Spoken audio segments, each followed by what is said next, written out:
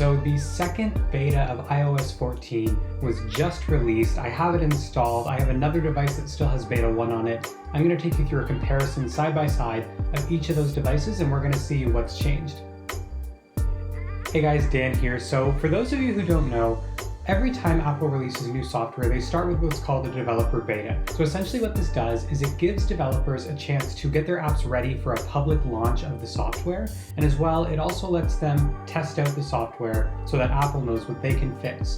Apple then releases a new beta build every couple of weeks or so and leading up to that final release. And those updates usually include very small bug fixes, but sometimes significant updates to the features and to the icons and the general look and feel of the device. So there's lots of stuff to cover, so let's just get into a side-by-side comparison.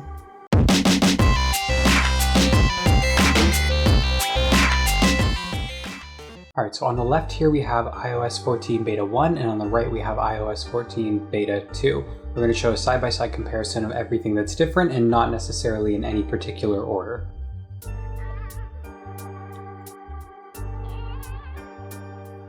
Okay, so the very first thing that we notice is the calendar icon, which we see here on the left. It spells out Wednesday, but then if you go on the right here, the thing that they've changed is it's a little bit more minimal and it just has a shortened abbreviation. So next we have the clock icon. On the right you can see that they've increased some more shadows and it has a little bit more depth to it versus on the left that's a little bit more thin. Next we have a new files widget, so you can see on the left that this wasn't previously included. There's nothing there for it, but on the right we see that there now should be files. And you have an option for your recent files for quick access, and you can do that in different capacities here. Let's just see if that loads. And it won't, because I haven't actually accessed anything recently. Another thing that I can't necessarily show you, but it does exist, is congestion zones. So you'll have alerts now provided in cities with congestion zones that charge tolls, like London and Paris, and there's also going to be alerts for license plate restriction zones in countries that have that. There's also been a weather widget fix. So previously it would use Cupertino, but now it's actually using your local time, so that's been fixed. Another thing that I can't necessarily show is that the Shortcuts app has made some changes, so you no longer have the option to open a .shortcuts file from the Files app. Instead, it prompts you to share via iCloud. Okay, so next we have App Library. So if you swipe over to the far right and you press and hold on Beta 1, you can see all you have is Share App and Add to Home Screen.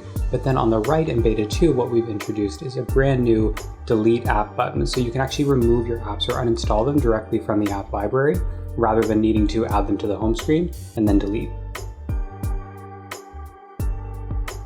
Something else that people have been reporting, but I haven't actually noticed, is that the Homekit buttons are apparently going to the 2x2, so a larger square for some users. I haven't noticed that myself, but it is being reported by some people. Something else that's changed is in the Settings app with Apple Music. So previously you had the option, if you went to Music on the left here, you can see there's the option to show Apple Music. So if you don't have it, you could hide that, and essentially it would just completely go away. So then you would only have your library, radio, and search, whereas if you went back and turned it on,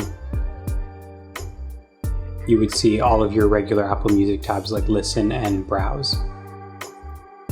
On iOS Beta 2, you can see that option is completely gone, so now we no longer have the option to remove Apple Music from the Music app. Another thing that I can't necessarily display on screen is that we have Haptic Touch on all of the play and rewind buttons. So essentially what that means is when you're pressing on these, it's actually vibrating back. So you're getting some feedback that you've actually clicked a button when you're pressing those, and that was not present in Beta 1. Another small tweak is in the Settings app. So if you go into your settings, you can see that family sharing now has a brand new icon. There's also a brand new warning in Wi-Fi in settings. So if we actually go into our Wi-Fi here, there's a privacy warning, and if you hit info, you can see that that doesn't exist in Beta 1, where it essentially says private Wi-Fi address is disabled by default for this network, as it may not be supported. So in Control Center now, it's going to display which apps have recently accessed the microphone or camera. So say we actually open the camera app here.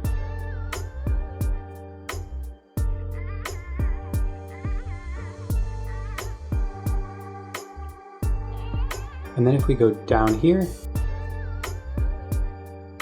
they actually show that you recently accessed the camera. Now, one bug that I've found so far is that all of my widgets seem to be stuck in dark mode. So last night when dark mode turned on, they all went dark like this, as you can see, where they should be showing light. And when I woke up, they just stayed that way. So now that you can see I'm no longer in dark mode, and even if I turn it on now, that's what it should look like. And then when you turn dark mode off, they don't actually flip back. So they're still on dark mode, and that's not something that I can switch. And another thing is that some of my widgets are not actually displaying information. So you can see in the music app here, even if I open it and then close it again, it's still not showing me any of my data. So the Apple Music app just isn't necessarily displaying widgets right now.